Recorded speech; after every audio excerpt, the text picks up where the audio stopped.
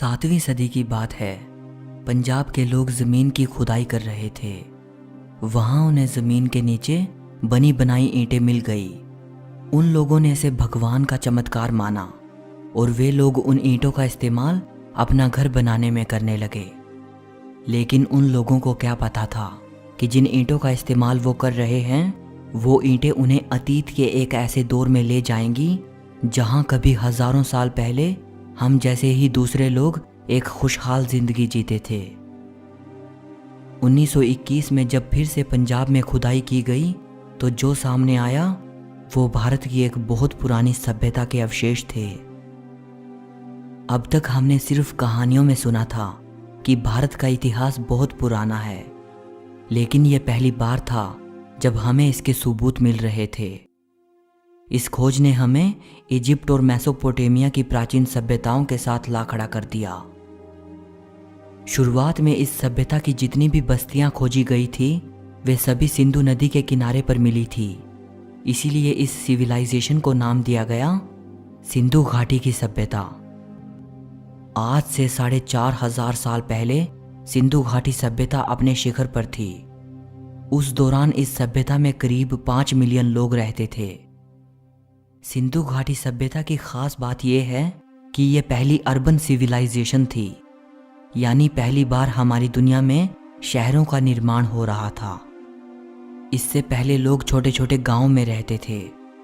वक्त बीतता गया और फिर छोटे छोटे कस्बे बनाए गए और फिर इन लोगों ने शहरों का निर्माण कर दिया। ऐसे शहर जिन्हें केयरफुली प्लान किया गया था। इन शहरों के मकान पकी हुई ईंटों के बने हुए थे। इन शहरों में कम से कम 30,000 लोग ऐसे थे जो ऐसे घरों में रहते थे जहां बाथरूम और फ्लश टॉयलेट बने हुए थे। क्या आप इमेजिन कर सकते हैं आज से 4,500 साल पहले इतनी आधुनिक चीजें वजूद में आ गई थी। सिंधु घाटी सभ्यता के जो घर थे उन घरों के आकार में काफी फर्क था। इससे ये पता चलता है कि जो अमीर लोग थे वो बड़े घरों में रहते थे और समाज के गरीब लोग छोटे घरों में रहते थे। घरों के गंदे पानी को निकालने के लिए नालियां बनी हुई थी। ये नालियां गली की मेन नाली से जाकर मिलती थी। इससे आप ये अंदाज़ा लगा सकते हैं कि उस ज़माने के लोगों को भी सफाई वगैरह की अच्छी समझ थी। जाहिर सी बात है कि हज़ारों साल पहले इन लोगों ने अपने आप को काफ़ी विकसित कर लिया था और ये लोग एक बेहतर ज़िंदगी जीना सीख चुके थे।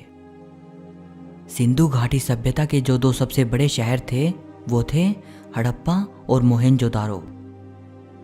इस सभ्यता में जो गांव के लोग होते थे वो पशुपालन और खेती बाड़ी करते थे और शहर में रहने वाले लोग तो दूसरे देशों के साथ व्यापार तक करते थे।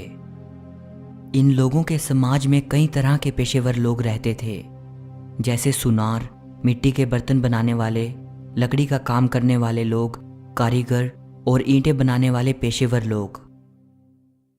सिंधु घाटी सभ्यता में खुदाई के दौरान औरतों की मूर्तियां भारी मात्रा में मिली हैं।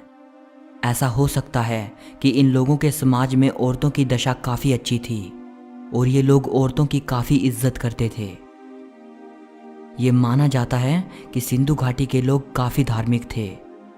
ये लोग मातृ देवी की पूजा करते थे और मूर्ति पूजा भी करते थे, लेकिन टेंपल जैसा कोई बड़ा स्ट्रक्चर खुदाई के दौरान वहाँ से नहीं मिला है।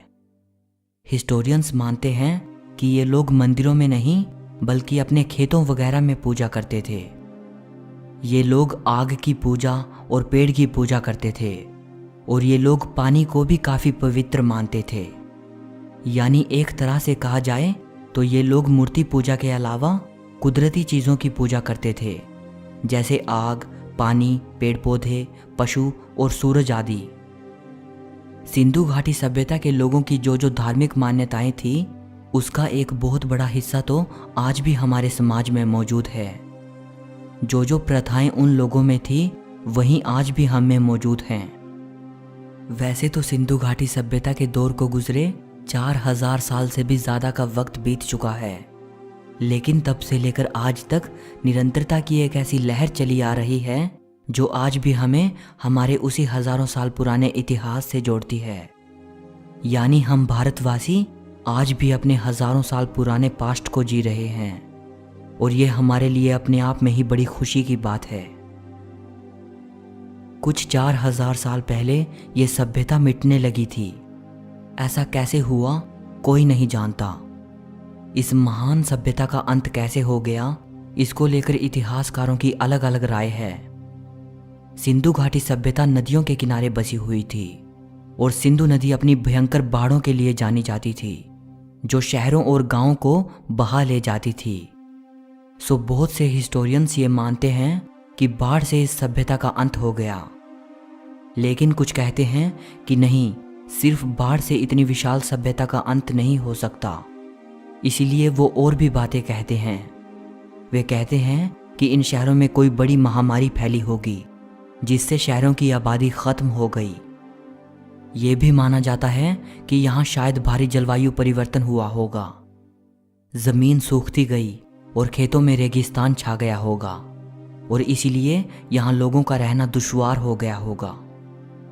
कुछ मानते हैं कि यहाँ विदेशी लोगों का हमला हुआ था, लेकिन ज़्यादातर इतिहासकार इस बात से इनकार करते हैं क्योंकि खुदाई के दौरान हथियार वगैरह कुछ ज़्यादा नहीं मिले हैं। इतिहासकार मानते हैं कि यह सभ्यता अपने अंतिम दौर में बड़ी खुशहाल थी, तो फिर ऐसे में कैसे ये सभ्यता खत्म हो गई। कुछ लोग तो यहाँ तक कहते हैं कि इस सभ्यता का अंत अचानक किसी ऐसी घटना से हो गया जिसकी इतिहास में कोई व्याख्या नहीं मिलती। ऐसा लगता है कि मानो ये सभ्यता किसी एक वजह से खत्म नहीं हुई होगी। पहले सिंधु नदी में बाढ़ आई होगी जिससे बड़ी तादाद में लोग मर गए। खाने पीने के सामान की भारी कमी हो गई। लाशों के सड़ने से कोई महामारी फैल गई होगी जिससे और भी लोग मरने लगे होंगे, और जो लोग बच गए होंगे वे अपने घरों को छोड़कर कहीं दूर जाकर बस गए होंगे, और इस तरह हमेशा के लिए इस विशाल सभ्यता का अंत हो गया होगा। सो इस वीडियो के लिए बस इतना ही। अगली वीडियो में हम सिंधु घाटी सभ्यता के बारे में कुछ इंटरेस्टिंग फैक्ट्स जानेंगे। अगर ये वीडियो आपको अच्छी लगी हो तो आप इसे लाइक और शेयर कर सकते हैं। ऐसी ही और भी वीडियोस देखने के लिए चैनल को सब्सक्राइब कर लीजिएगा। सो मिलते हैं अगली वीडियो में।